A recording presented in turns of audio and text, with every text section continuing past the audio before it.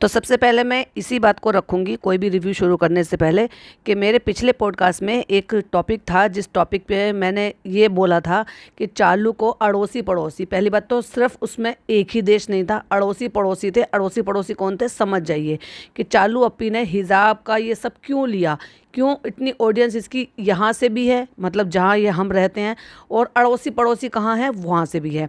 तो वहीं की ऑडियंस जो है कुछ ज़्यादा ही अंधभक्त है, जो कि रिएक्शन चैनल पर जा जाकर बहुत ही गंदे और भद्दे तरीके के कमेंट करते हैं, जो कि आप लोगों को नहीं दिखाई देते, बट मेरा चैनल है मुझे दिखाई देते हैं। मुझे दूसरों के चैनल का नहीं पता, लेकिन जब दूसरे की बातों को सुनती हूँ तो मुझसे भी पता चल जाता है। लेकिन वो क्या करते हैं कि कुछ ज़्यादा ही डिफेंड करने के लिए बहुत ही अपशब्दों को यूज़ करते हैं, लिटरली कोसते हैं, लेकिन उनके नाम से और लिखने के स्टाइल से पता चल जाता है। और जो आप समझ जाओ, मतलब जो जिनको हिंदी भी नहीं आती है, तो उनको जब मैं हिंदी में टाइप कर कर लिखती हूँ तो वो कहते हैं कि हमें हिंदी समझ में नहीं आती। तो इसलिए मैं क्या करती हूँ, दो चार दिन में हेल्प फॉर रिव्यू जरूर चेक करती हूँ। कई बार ऐसा होता है कि मेरे अपने सब्सक्राइबर होते हैं, उनके भी किसी वर्ड्स की वजह से वो वहाँ पर वो हेल्प फॉर रिव्यू में चले जाते हैं, तो मैं वो कमेंट वहाँ से ऑन कर लेती हूँ। इसलिए कई सब्सक्राइबर ऐसे बोलते हैं, इवन नौशीन तो यही बोलती हैं कि मैंने कमेंट किया था आपको मिला नहीं, तो वो इसलिए रिव्यू में चला जाता है कि कुछ वर्ड की वजह से जो कि मैंने उसमें डाल रखा था। शुरुआत में तो मुझे बहुत ही प्रॉब्लम हुई जब मैंने क्रिटिसाइज़ करना शुरू किया था, तो उसी दौरान कुछ वर्ड्स थे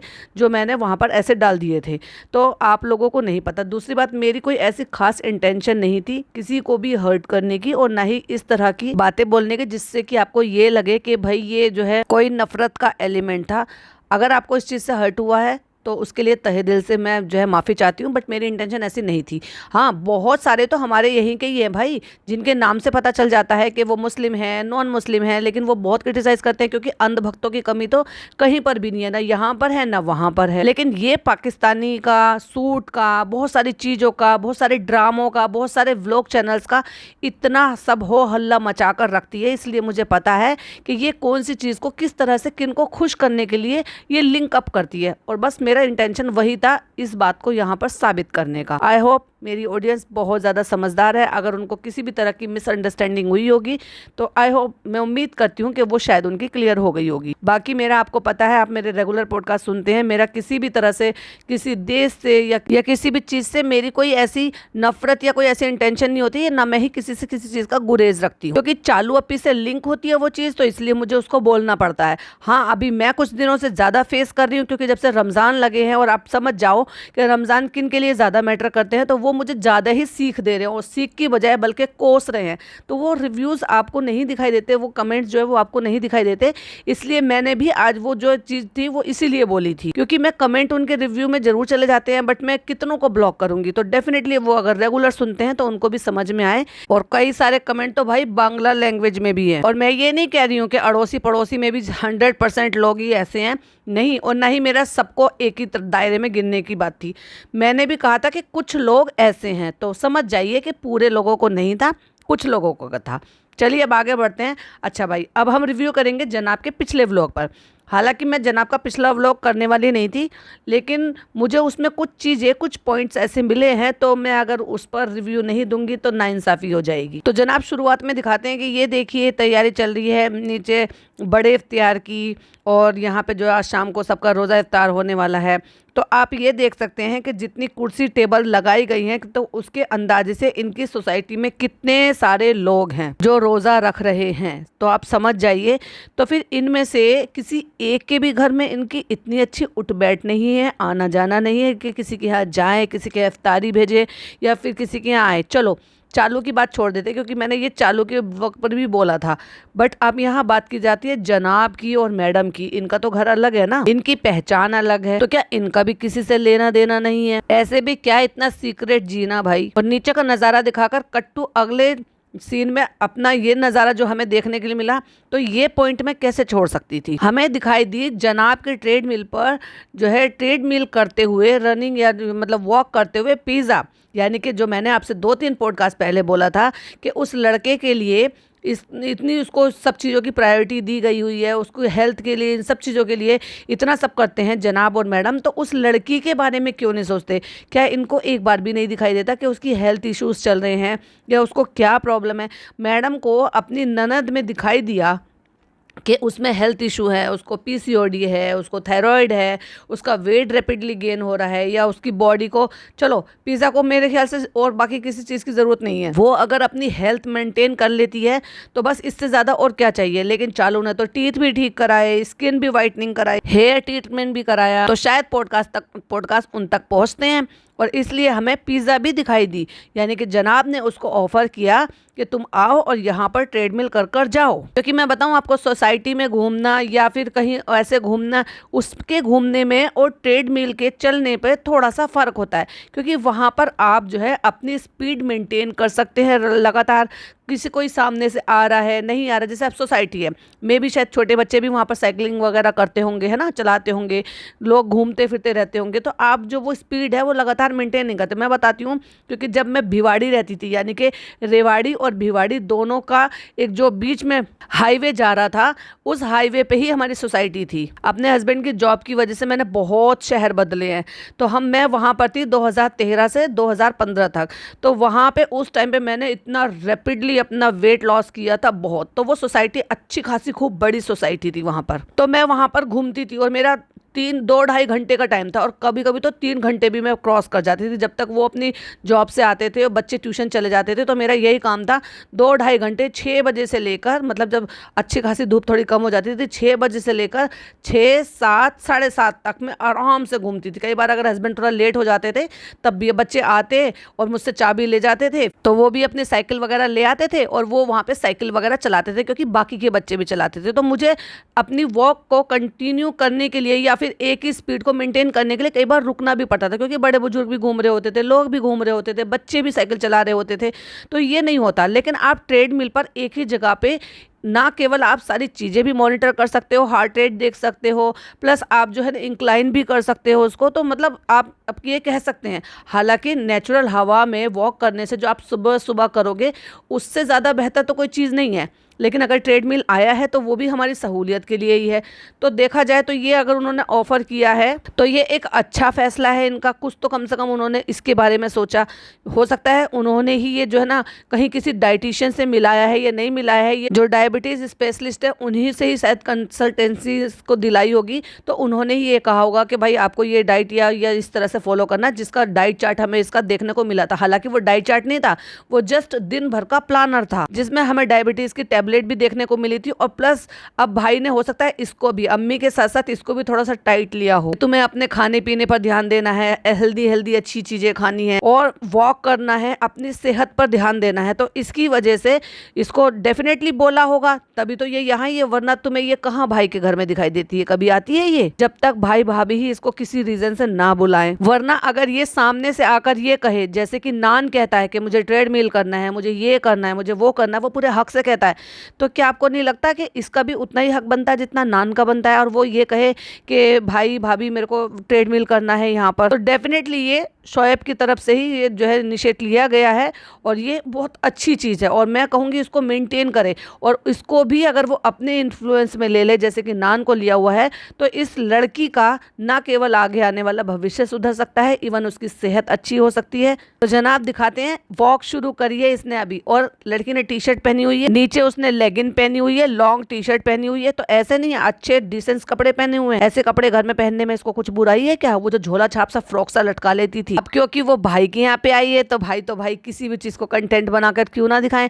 तो चलो, जब नान को दिखाया था वॉक करते हुए, तो चलो पिज्जा को भी दिखा देते हैं। एटलीस्ट लोग जो ये कहते हैं कि मैं पिज्जा पे ध्यान नहीं देता, तो चलो मैं ये दिखाने का मौका भी मिल गया। फिर नान आया है, मैं जरा वेट नापने आया हूँ, उसको बड़ी फिक्र रहती है भाई। वो ये कह रहा है कि मेरा वेट मेंटेन रहता है 59, 60, 61 इसी के बीच में रहता है, ना इससे ऊपर जाता है ना इससे नीचे आता है। जो कि अच्छी बात है कि इसी घर में, इसी खानदान के बीच में रहते हुए और उसी खाने को खाते हुए, जिस खाने को आजकल ये रोज़ा इफ्तार में सब लोग खा रहे हैं, उसके बावजूद भी अगर उसकी हेल्थ अच्छी है तो ये तो बहुत अच्छी बात है। लेकिन इन सब के साथ साथ उसका जो लाइफस्टाइल है ना, वो भी उसने अपना मेंटेन किया हुआ है, जो कि हेल्दी वे में है। टाइम से सोना, टाइम से उठना, वॉक वगैरह करना, अपनी सेहत पर ध्यान देना, देर रात तक ना जागना। अब वेट चेक किया तो नान का तो उतना ही वो निकला 59। फिर अब बारी आती है जनाब की। भाई मैं तो शॉक्ड हो गई, 81+ है उनका वेट, जबकि आप सबको पता है जनाब की हाइट कोई बहुत ज्यादा नहीं है, जो कि इनकी बायो में लिखी हुई है 5.6। और हमने जो देखा है कि अदर कंटेस्टेंट के साथ, यानी कि जिस भी शो में ये जाते हैं या फिर वहाँ पे जब लाइन से लगे रहते थे, तो जनाब की हाइट ऐसे कुछ ज़्यादा नहीं थी, क्योंकि उससे ज़्यादा हाइट थी वहाँ पर कंटेस्टेंट्स। और उसके बावजूद अब अगर इन्होंने 81 प्लस इनका अगर वेट है, तो सोच कर देखो, इतना तो तब दिखाई दे रहा है जब जनाब ने अच्छा खासा वेट लॉस किया है। अभी 3-4 महीने में, यानी कि ये दो महीने गए हैं अभी, इन 2 महीने में जनाब ने अच्छा खासा वेट लॉस किया। जब मैडम वहाँ पर बिजी थी तब जनाब अपने फिटनेस पर ध्यान दे रहे थे। तो फिर ये सोच कर देखो भाई, तब कितना होगा उनमें उस टाइम पर। इसका मतलब जनाब ओबेस थे सॉरी, ओवरवेट थे। ओबेस तो इनकी बहन है। और अगर आप कैलकुलेट करो, यानी कि 1.6 फीट का जो इंसान होता है, मेल होता है, उसमें हेल्दी जो वेट होना चाहिए उसमें 70 प्लस होना चाहिए। तो उसके हिसाब से तो जनाब में 11 किलो वजन ज्यादा है। और मैं बताऊं सीरियसली, मेरे हस्बैंड की हाइट भी उतनी ही है, और बहुत सालों से उनका वेट 64, 65, 64, 65 इतना रहता था। फिर कुछ चीजें ऐसी हुई, चेंज हुआ, कुछ खाने पीने का चेंज हुआ, उसके बाद उनका 68, 69, 68, 66 से 69 तक के बीच में झूलने लगा। जब वो इतना झूलने लगा तो वो कहते थे मेरा वेट बढ़ने लगा, मेरा वेट बढ़ने लगा है। अब फिर धीरे धीरे करके ऐसे हुआ कि कोविड के बाद से उनका वेट 70 को क्रॉस कर गया, और आज की डेट में उनका वेट 70, 72, 70, 72 बस इसी के बीच में रहता है। ना 72 से प्लस जाता है, ना 70 से कम होता है।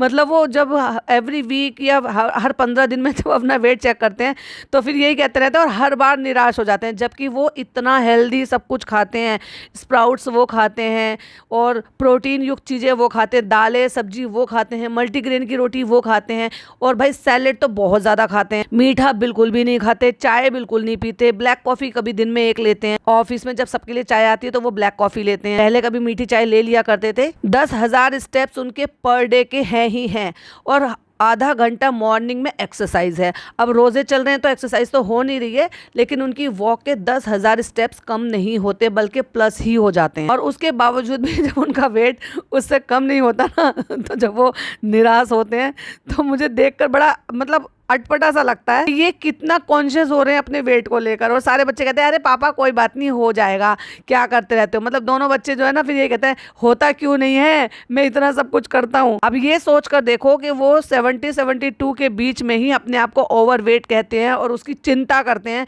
कि भाई मेरा वेट इतना है और कम क्यों नहीं हो रहा, इतना सब कुछ करने के बावजूद भी। और जनाब का तो 81 प्लस है। पर सही बताओ ना, सीरियसली मुझे यही लग रहा था कि जनाब का जो ना 65 to 70 के बीच में वेट होगा। सीरियसली मुझे यही लग रहा था, क्योंकि उनके फेस से या बॉडी से अब लग रहा है जितना उन्होंने वेट कम किया है, तो मुझे लगा था उतना ही है। अब मे भी हो सकता है, भाई कहते हैं ना कि किसी के बोन हैवी होते हैं तो उनका बोन का वेट होता है, बट देखा जाए मेडिकली तो डॉक्टर जो है फिर यही रिकमेंड करते हैं कि आपकी बॉडी के अकॉर्डिंग, एज के अकॉर्डिंग आपका वेट ज़्यादा है, फिर कल को वो आपको दिक्कत करेगा, आपके घुटनों में दर्द होगा, एड़ियों में दर्द होगा, तो इसलिए उस वेट को कम करो। तो लगता है इनके घर में तो भाई सिर्फ नान के अलावा और कोई फिट है ही नहीं। और फिर कह रहे हैं 8 से 900 ग्राम मेरा बढ़ा हुआ है, लगता है 10 दिन में बढ़ गया है। तो अब जो है अपने व्लॉग की ओपनिंग लेकर कहते हैं कि आज नीचे बड़ा इफ्तार है, वहाँ चल कर देखते हैं क्या हो रहा है। और वहाँ पर गए, चुपचाप वहाँ पे खड़े होकर देखा, सिर्फ अपना व्लॉग शूट किया।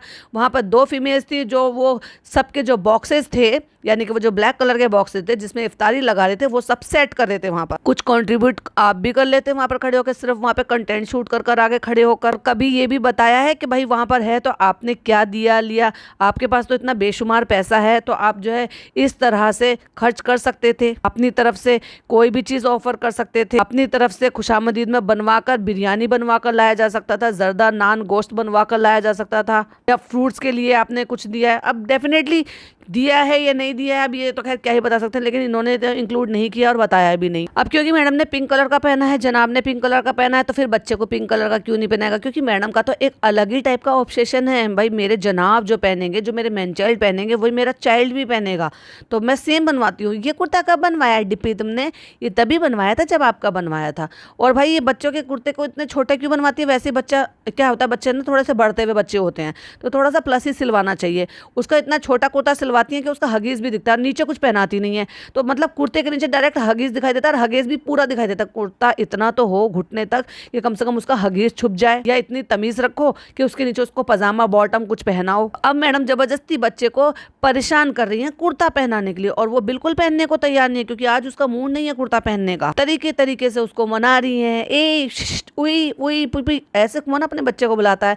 और तो और मतलब उसको फिर नीचे से बॉटम पहना दिया तो उसको वो क्रैंकी हो गया होगा, रो गया, परेशान हो गया, तो भरम दादा उसको घुमा फिरा रहे हैं। मतलब वो घर से अंदर लेकर आ रहे हैं, कुर्ता मैडम के हाथ में है, बिना कुर्ते के बच्चा है, बच्चे ने हगीज पहना हुआ है वो दिख रहा है, उसके ऊपर उसको बॉटम पहनाया हुआ है वो भी दिख रहा है, लेकिन नंगे बच्चे को यानी कि जिसने कुर्ता नहीं पहना था उसको बाहर से घर के अंदर लेकर आने हैं। इसका मतलब वो बाहर घुमाने के लिए उसको ऐसे लेकर गए हैं।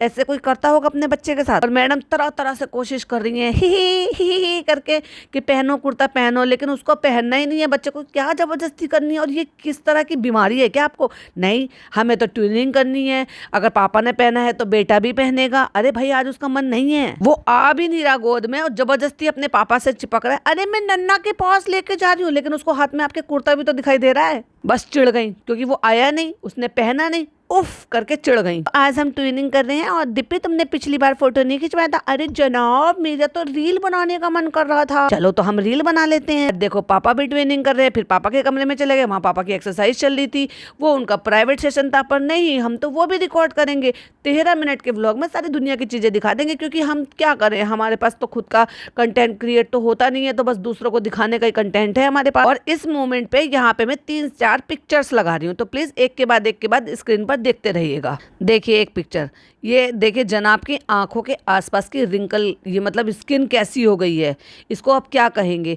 एक एज हो गई है वो कहेंगे, या इन्होंने जो नेचुरल तरीके से जो अपना वेट रिड्यूस किया है उसकी वजह से स्किन लटक गई है वो कहेंगे, या बुढ़ापा आ रहा है ये कहोगे? इतनी ज़्यादा रिंकल, इतनी ज़्यादा स्किन खराब हो रही है। अगर कोई हेल्दी वे में वेट लॉस करता है तो उसकी स्किन हमने तो सुना है कि अच्छी हो जाती है। अगर आपको सारी रिक्वायरमेंट पूरी कर रहे हो कि आपको मिनरल्स भी चाहिए, आपको जो है सारी वाइटमिन्स भी चाहिए, जब प्रोटीन भी चाहिए, सब कुछ चाहिए, तो मेरे ख्याल से उसकी स्किन इतनी ख़राब नहीं होती है। वो जब आपकी स्किन ख़राब होती है जब आप कुछ कमी बेसी छोड़ देते हो। जनाब जिम जा नहीं रहे हैं, सिर्फ डाइट पर फोकस कर रहे हैं, तो क्या प्रॉपर डाइट नहीं ले रहे हैं जो स्किन इतनी ज़्यादा लटक गई है? तो चलो अभी जो है ना हम फोटो खिंचा लेते हैं, फिर बाद में रूहान आएगा, फिर उसके साथ क्लिक कर लेंगे। और बस स्टाइल में जनाब पीछे से ऐसे लटक के आधे खड़े हो गए हैं, मैडम मुस्कुराते हुए देख रही हैं। मतलब जबरदस्ती के पोज, एक होता है कुछ नेचुरल पोज आना जो अपने आप में ही आ जाते हैं, उनकी तो खूबसूरती ही भाई अलग होती है जो नेचुरल पोज होते हैं, और एक होते हैं जानबूझकर। भाई मैं कुछ चीज़ ढूंढ रही थी तो मुझे उसके लिए ऐसी एक व्लॉग आ गया मैडम का सामने, फिर मैंने वो क्लिक कर लिया तो वो देख लिया मैंने। तो उसमें मैंने देखा था कि उसमें चालू की मेहंदी बारात का एक फोटो था, तो जिसमें मैडम जो है तैयार होकर आई थी अपनी बैंगल वैंगल सब पहनकर, और जबरदस्ती का मतलब वहाँ से लोग एंट्री कर रहे हैं। जब फनी के घर वाले लोग शायद उनके यहाँ हल्दी या शायद मेहंदी का कुछ लेकर आ रहे थे, और मैडम जो है वहाँ एंट्री पे इंतजार कर रही थी। वहाँ जनाब आए अपनी वो घगरिया सी फ्रॉक पहनकर, और मैडम जो है जबरदस्ती उनके चूड़ियाँ उठा के उनके फेस के आगे कर रही है, और उनको इशारे से कह रही है मेरी चूड़ियाँ पकड़ो, मुझे पोज देना है। वो समझ ही नहीं पा रहे थे तो इशारा कर रही है पकड़ो ना, पकड़ो मेरी चूड़ियाँ पकड़ो। वो कितना ऑकवर्ड लग रहा था भाई। या तो आपस में पहले बात कर लेते कि हमें किस तरह के क्या पोज देने हैं। कहती नहीं मेरी चूड़ियाँ पकड़ो, मैं ऐसे स्टाइल में खड़ी होंगी तो मेरी चूड़ियाँ पकड़ो, फिर हम पोज देंगे। फिर इन्होंने बताया कैमरा रोक के, फिर उन्होंने किया, तब उन्होंने वो फोटो खिंचवाया। ये देखो मैं आपके साथ स्क्रीन पर शेयर कर रही हूँ। और एक बात बताऊं, फिर क्या हुआ कि वहाँ पे फोटो खिंचवा लिया था, तो जनाब ने वहाँ पे भाई वो जो था, वो जो सूफियान टाइप की ड्रेस होती है ना, कि अनारकली टाइप की जो है वो फ्रॉक पहनी हुई होती है, फिर उसके ऊपर वेस्ट कोट पहना हुआ होता है, वो वाली ड्रेस पहनी हुई थी। बहुत अजीब लग रही थी भाई, बहुत। एक तरफ तो तुम वहाँ पर जो है फादर का और अपने जो है ब्रदर का, दोनों का जो है रोल निभाने के लिए गए थे। तो जब बहन की बेटी की घर में शादी होती है तो, और वो भी आप गाँव में जाके कर रहे हो जहाँ फैसिलिटी भी थोड़ी कम है, आपको काम भी करना होता है, अकेले भाई भी हो, दिखावा भी करना होता है, तो वहाँ इस तरह के कपड़े और बनाओ सजाओ सब अपने लिए करना, खुद के लिए कंटेंट क्रिएट करवाना कि मैं आ रहा हूँ, तो ढोल ताशे सब, मतलब लाइक इतना तो दूल्हे का भी नहीं हो रहा था, दुल्हन का भी नहीं हो रहा था जितना इन जनाब का उन्होंने ग्रैंड वेलकम किया। एनीवे उसके बाद क्या हुआ कि फिर ये सब फोटो शूट के बाद फिर अगली बार कट्टू अगले सीन में दिखाया कि कल बारात आने वाली है, तो उसके लिए जो बड़े बड़े कढ़ाई होते हैं उनको वहाँ से ले जाना था। तो वहाँ कहते कि कोई और तो मिला नहीं, तो हम जो है अपनी मंडली को लेकर चलते, यानी कि वही जो इनके यार दोस्त हैं सारे, चंगू मंगू एंड ऑल सारे, उसमें वहाँ में क्रेजी कज़न भी दिखाई दिया। तो उस टाइम पर वेस्ट कोट उतार लिया और घघरी पहन के भाई बहुत ही अजीब लग रहा है। मैं फोटो लगा रही हूँ, आप जरा स्क्रीन की तरफ देखते जाइए। अब देखिए ये कढ़ाई लेकर जा रहे हैं और ऊपर से वेस्ट कोट उतार लिया और ये घघरिया पहनकर ये काम करवा रहे हैं। अब आप ही मुझे बताइए, अब आप इस सिचुएशन पर क्या कहेंगे। और ये जो सारी कारस्तानी है ना, ये मैडम करती हैं ये सारे एक्सपेरिमेंट इन जनाब पे। फिर चाहे लेडीज प्रिंट वाले कपड़े हों, चाहे बेडशीट प्रिंट वाले कपड़े हों, चाहे इस तरह की अनारकली औरतों वाले पहनाने हों, ऐसे अतरंगी कपड़े हमने सिर्फ रणवीर सिंह को पहनते हुए देखा है। लेकिन भाई इन्होंने तो उनको भी फेल कर दिया, क्योंकि उनकी वाइफ भी पीपी का है ना, तो इन्होंने भी समझा कि चलो वही बना देती हूँ, सलरुख ना सही रणवीर ही सही। किचन में आ जाते हैं अपनी मैडम का कंटेंट चुराने के लिए, क्योंकि मैडम वहाँ जाने के लिए भले ही रेडी हो गई है, लेकिन मैडम यहाँ पर फिर भी कोई रेसिपी शूट कर रही हैं। जिस दिन वो सारी चीज़ें बताए थे कि मैं मोहब्बत का शरबत बना रही हूँ, जो कि कविताज किचन ने बनाया था और उनका टीप लिया, वैसे टीपने लायक उसमें कुछ खास होता भी नहीं। जब जनाब ने पूछा कि क्या बना रही हो, तो मैडम ने फ्लो में अंग्रेजी ही गलत बोल गई। I am making chocolate line in praline in date, पता नहीं क्या बोल गए। फिर कहती हैं ओ इतनी भी अंग्रेजी नहीं बोलनी चाहिए थी, गड़बड़ हो गया, चलो हिंदी में ही बोलते हैं। हाँ, हिंदी में ही बोलो, हिंदी हमारी मातृभाषा है और जो आपको ऑडियंस देख रही है उनको ज्यादा हिंदी ही आती है। लेकिन मैडम आपने उल्टा बोल भी दिया, तो कौन सा आपके जनाब को समझ में आने वाला है। उनको एक्चुअली समझ में ही नहीं आया, उनको तो लगा आपने ठीक ही बोला होगा। जब आपने कहा उल्टा बोल दिया, तब उनको जो है ना माइंड में क्लिक हुआ, ओह, तब वो हंसे। और इसी बीच में बेल बजती है, नीचे ब्लैक कलर का पजामा पहना हुआ है, उसमें से हगीज चमक रहा है, ऊपर बच्चे ने कुछ भी नहीं पहना, ना बनियान पहना है, ना कोई टी शर्ट पहनी है, कुछ नहीं पहना। और ऐसी ही कंडीशन में भरम दादा उनको बाहर से, नीचे से, या उनकी नानी के घर से, या वटेवर जहाँ से भी लेकर आ रहे थे घर के अंदर। अब बताओ ऐसी कंडीशन में कोई अपने बच्चे को शूट करता होगा, या कोई बिना कैमरे के भी अपने बच्चे को ऐसे बाहर भेज देगा क्या? क्या यही ये पढ़े लिखे समझदार इन्फ्लुएंसर एक्टर्स का कोई कह देगा इनको? एक स्क्रीनशॉट लगा दी, जरा स्क्रीन की तरफ देखिए। और ये कह रहे हैं चलो कुर्ता पहनो फिर नीचे चलेंगे, और वो बच्चा इतना ज्यादा परेशान हो रहा है भाई कुर्ता पहनने के लिए, पर माँ बाप को पता नहीं क्या चुल लगी हुई है कि जबरदस्ती उसको कुर्ता पहनाना है। और बच्चा इतनी बुरी तरीके से रो रहा है, पर माँ बाप सुनने को तैयार ही नहीं है। मुझे ऐसा लग रहा था शायद ये बच्चा ये इसमें कंफर्टेबल नहीं है, मे भी शायद ये जो कढ़ाई हो रही है ना, ये शायद उसको चुभ रही हो, क्योंकि नीचे बनियान भी नहीं पहना है इन्होंने। और कोई ऐसे रोते हुए बिलखते हुए बच्चे को कोई कैसे शूट कर सकता है और उसको मोनेटाइज कर सकता है वीडियो को? देखो जरा स्क्रीनशॉट लगाया, कितनी बुरी तरह से बच्चा रो रहा था कि तरस आ रहा था उसको देखकर। फिर मैडम निकाल कर लेकर आती है, न्यू शूज पहनोगे? तो बच्चा कहता नहीं, वो उसको पहनना ही नहीं है, वो एक्चुअली कंफर्टेबल ही नहीं है, फिर भी इनको जबरदस्ती करनी है। जबकि नॉर्मली तो देखा जाए बच्चों को जब शूज सैंडल आप कोई चीज पहनाते हो ना, तो बच्चे समझ जाते हैं कि अब हम ये पहन रहे हैं तो इसका मतलब हम बाहर जा रहे हैं, और वो खुश होते हैं और खुश होकर पहनते हैं।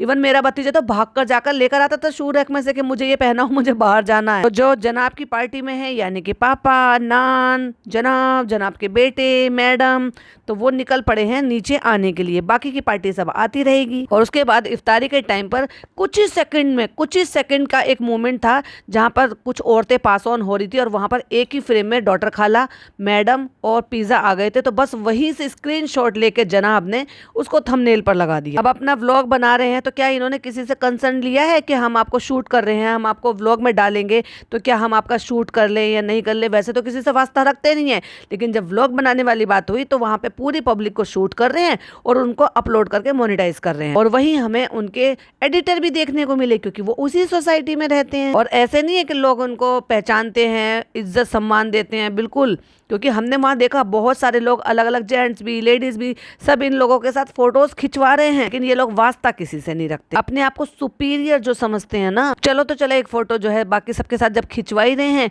तो चालू फनी भी खड़े हुए, चलो उनके साथ भी खिंचवा लेते हैं और उसको भी थंबनेल पे लगा देते हैं।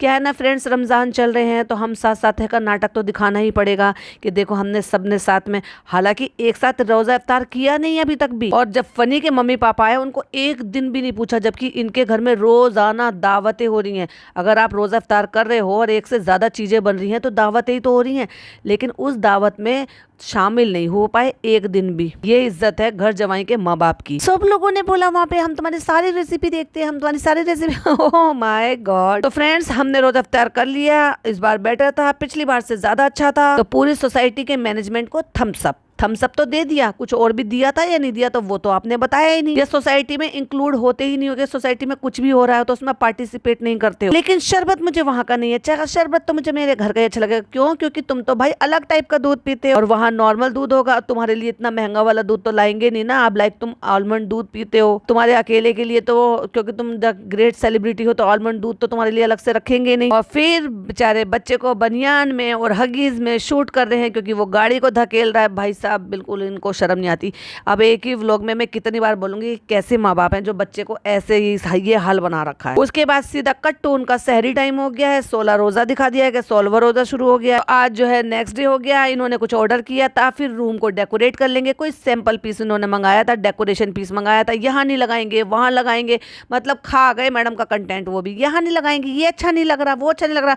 मतलब जो फीमेल्स करती हैं घर में कि भाई मैं ये करूंगी, ये डेकोरेशन के लिए प्लानिंग करती हैं, ऐसे घर सजाऊंगी या मैं ऐसे सेटिंग चेंज कर दूंगी या सोफे इधर कर लूंगी, वो सारे काम अब जनाब करते हुए नजर आ रहे हैं। क्योंकि कंटेंट नाम की चीज तो बची नहीं। अब लोग बोर हो गए ना भाई, इतने रोजे हो गए, आधे से ज्यादा रोजे गुजर गए, अब बोर हो गए लोग। वही सहरी इफ्तारी, वही फ्रूट काटना, वही सहरी खाना, वही सब पकौड़े तलना, वही गुलगुले तलना, वो देख देख कर इंसान बोर हो गए। क्योंकि इनके पास सिर्फ यही टाइम होता है, इफ्तारी का टाइम होता है या सहरी का टाइम होता है थोड़ा सा शूट करने का। दिन भर में तो ये सोते हैं, पूरा रोजा तो सोकर निकाल देते हैं और दिन में कंटेंट शूट करेंगे कैसे जब सो रहे होंगे तो। और मैडम की ओवर एक्टिंग तो भाई ओ हो, कब आ रहा है, कैसे आ रहा है, कितने का आ रहा है, और आने के बाद खुद फोन करके पूछे कब तक डिलीवर हो रहा है, ये हो रहा है ये, क्योंकि ये मैंने ऑर्डर किया था। ओ माय गॉड, कितना क्रिंजपना दिखाओगी। ये उतने का ही है क्या जितने में लिखा है? देखा, ये है टिपिकल पति, ये इतने का ही है। अब ये महंगा आया होगा तो जनाब को वो जो है ना डाइजेस्ट नहीं हो पा रहा। कोई बात नहीं, तुमने क्या कहा था, डिप्पी बेडरूम में चला जाएगा, वहां तुम ज्यादा नहीं छेड़ रही हो डिप्पी, आज मुझे कुछ ज्यादा नहीं कर रही हो तुम मुझे। अब जो लगा दिया है उसको दिखाना है, यहाँ लगा नहीं सकते थे, ये हमारा जो है दुआ लगी हुई है, ये दीवार खाली थी, इसको यहाँ लटका देते हैं। सब मैडम का कंटेंट ले लिया। मैडम को कुछ मत छोड़ो। जहाँ तुम इन्होंने पूरे रमजानों में अल्टरनेट डे पर व्लॉग डाले हैं, वहाँ मैडम ने 3-3 दिन में व्लॉग डाले हैं। अब ये जो बिछिया होती है ना टूरिंग, ये होती है सुहाग की निशानी, जो कि हमारी हिंदू भाई बहनों में यही मानते हैं कि ये सुहाग की निशानी होती है। हालांकि हर जगह मुस्लिम में ये नहीं पहन जाती, कुछ जगह पहनते हैं, कुछ जगह नहीं पहनते हैं। तो मैडम वो निकाल कर पहन रही है, कहती है ये मेरे बेटे का फेवरेट कलर है ब्लू कलर, इसलिए मैं ब्लू कलर की टूरिंग पहन रही हूँ। उसे पता भी नहीं है मैडम आप ये क्या पहन रही हो, और उसको ये भी नहीं पता कि आपको, उसको ये भी नहीं पता कि मुझे ये अच्छा लग रहा है या बुरा लग रहा है। अरे ये टाइट नहीं हो रही, टाइट नहीं हो रही डिप्पी, टाइट होनी चाहिए। अरे समझ गई तुम, ये क्या था, बेकार की बातें। टाइट नहीं हो रही, टाइट होनी चाहिए। उस दिन मैंने क्या कहा था डिब्बी, मेरे अलावा तुम्हें किसी और की छेड़ने की हिम्मत नहीं है। जनाब तुम्हारी भी हिम्मत नहीं है, दिखता है वो, सिर्फ दिखाते जरूर हो कि तुम्हारी चलती है, एट द एंड चलती मैडम की है। और फाइनली आज देखने को मिला हमें कि इतने बड़े भगोने में फाइनली आज चिकन बन रहा है, वही उसी हाथ से जिस हाथ में अब मैडम को बिल्कुल भी प्रॉब्लम नहीं हो रही है शो छोड़ने के बाद। उसको कस कस के चलाना, घुमाना फिराना, रोज इफ्तारी बन रही है, मैंने कहा था ना इफ्तारी तो बनती है लेकिन खाना भी बनता है। पता नहीं, समझ में नहीं आया। 2-3 बार रिपीट करके देखा कि मैडम ने कहा मैं कुछ बाहर से ऑर्डर कर लूंगी, तुम देख लेना ठीक है। फिर जनाब ने मैडम की तरफ कैमरा किया और कहा तुम कुछ ज्यादा नहीं बोल रही हो, ये सिर्फ कैमरे के लिए ज्यादा बोल रही हो। हाँ धर्म बताओ, धर्म कैमरे के लिए ज्यादा बोल रही है। तो उनको कहती हैं दादा जरा सोच कर बोलो, आप पूरे दिन किचन में ही रहते हो या मेरे साथ। तो इनडायरेक्ट वे में दादा को भी धमकी, और ये है मैडम की दादागिरी। तो उन्होंने भी कह दिया कैमरा देखकर ज्यादा, अब आओ जरा मेरे से छुट्टी मांगने, में दूंगी तुम्हें छुट्टी। रोहन देखो आज मैंने ब्लू पहना है, मैं अच्छी लग रही हूँ। पहले बच्चे ने हाँ बोला, फिर तुरंत ना भी बोला, तो मैडम ने मुंह बना लिया, फिर उसने हाँ बोला। देखा वो भी छेड़ रहा है। जनाब आप अकेले नहीं हो, बच्चा भी छेड़ता है मम्मी को। और पता नहीं भैया उसको बच्चे को क्या कूटने के लिए दे रखा है, और लिटरली उसमें कुछ डाल भी रखा है कूटने के लिए, क्योंकि वो कूटा हुआ उसकी पैंट पर गिरा पड़ा है। तो फिर कह रही है, और अब मान लिया जाए उसमें वो अपनी उंगली भींच ले और वो जो मूसल है वो उसके हाथ में लग जाए, तब क्या करोगी मैडम। फिर वही रिचुअल के हिसाब से खाला आ गई, अम्मी आ गई, और वो लड़की पिज्जा भी आ गई है, वही पिंक सूट पहने हुए जो हमें चालू के व्लॉग में दिखाई दी, वही फ्रूट्स डिस्ट्रीब्यूट करना, प्लेटें लगाना। फिर बताते ये डिप्पी ने बनाया था मोहब्बत का शरबत, जो आपने उसके व्लॉग में देखा होगा। तो देव भैया भी छेड़ते हैं, आते आते कहते हैं मोहब्बत का शरबत है तो कोई ना ही नहीं करेगा क्योंकि मोहब्बत से दिया हुआ है। वाह देव भैया क्या डायलॉग मारा आपने। कहती है उनकी सास भी कहती है मोहब्बत के लिए सब पिएंगे, कोई मना नहीं करेगा। इसीलिए अपनी सास को ये हाईलाइट करते हुए उन्होंने ये टाइटल डाला है, mother in law still can't get over it, oh my God, roasting mode on. लो भाई, अब तो तुम्हारी सास भी तुम्हें रोस्ट करने लगी। और अम्मी ने भाई, वो भी मैडम ने बनाया, ये भी मैडम ने बनाया, लेकिन मैडम ने अब ये नया कुछ बनाया तो अम्मी तारीफ किए बिना कैसे रह सकती हैं। अच्छा लगा, मुझे बहुत अच्छा लगा, मुझे इससे ज्यादा अच्छा ये वाला लगा। जनाब बहुत अच्छा है, आपको एक चम्मच तो जरूर ट्राई करना पड़ेगा, एक चम्मच ट्राई करके देखो। तो कहते लेके तो देखो, खा के तो देखो बेटा, अम्मी भी बोली बीच में से। और फिर पता नहीं उनकी सास ने क्या कहा कि तेरे को मोहब्बत नहीं है ना, या कहते तो उन्होंने कहा मेरे को मोहब्बत है ही नहीं। उन्होंने साफ मना कर दिया कि मोहब्बत नहीं है, लेकिन तुम्हारा मोहब्बत का शरबत नहीं पीऊंगा। भाई इतना रिस्क नहीं ले सकता मैं। जब जनाब ने कहा कि मेरे को मोहब्बत है ही नहीं, तो कहते ये तो पता लग गया ना। वाह, इतना बोलती है इनकी मम्मी, भाई पहली बार बोलती हुई सुनी मुझे तो। नहीं तो जनाब ने बहुत सारा प्यार दिया है मेरी बेटी को, और इनकी अम्मी ने, इनकी फैमिली ने पूरी ने हम मुझे भी बहुत प्यार दिया। तो मैडम ने भी कह दिया मम्मी तो अलग ही चालू है। तो जनाब हंसते हंसते कहते हैं रोस्टिंग चालू है। भाई इस पे क्या रोस्ट हो गया। तो भैया उनके पापा ने भी कह दिया, यानी कि मैडम के ससुर साहब ने, मोहब्बत का शरबत भैया हमें नहीं चाहिए, यानी कि हमें भी अपनी बीवी की कोई मोहब्बत नहीं चाहिए। जनाब ने भी कह दिया आपने भी मोहब्बत छोड़ दी। वो जो उनकी फिजियोथेरेपिस्ट है वो पूछ रही है कि क्या कह रहे हो आप। तो कह रहे नहीं, हमने ये नहीं कहा कि हमने मोहब्बत छोड़ दी भैया, मगर ऐसी मोहब्बत हमें नहीं चाहिए। अब जैसे बंदारी के बच्चे से कहते हैं ना, बैठ के कैसे उठते हैं, उठकर बताओ, बैठ के बताओ, नाच कर बताओ, और बच्चे खुश होते रहते थे। बिल्कुल जनाब वही फील कराते हैं भाई अपने बच्चे के साथ। तो भाई ये था जनाब का व्लॉग, जो कि था तो वैसे तो 13 मिनट का, लेकिन 13 मिनट में कुछ चीज़ें थी जो मुझे आपके साथ शेयर करनी थी, तो इसलिए मैंने ये बनाया। हालांकि मेरा बनाने का मन नहीं था, क्योंकि मैंने जब पहली बार देखा तो मैंने कहा चलो बेकार है। हाँ, जो लेटेस्ट वाला आया है उस पर रिव्यू डेफिनेटली आएगा, तब तक आप इसको एंजॉय करो। और वीडियो पसंद आए तो क्या करना है, लाइक शेयर करना है, चैनल पर पहली बार आया है तो सब्सक्राइब करना है। और फिर मिलती हूँ नए पॉडकास्ट के साथ। टिल देन बाय बाय, अल्लाह हाफिज़, टेक केयर।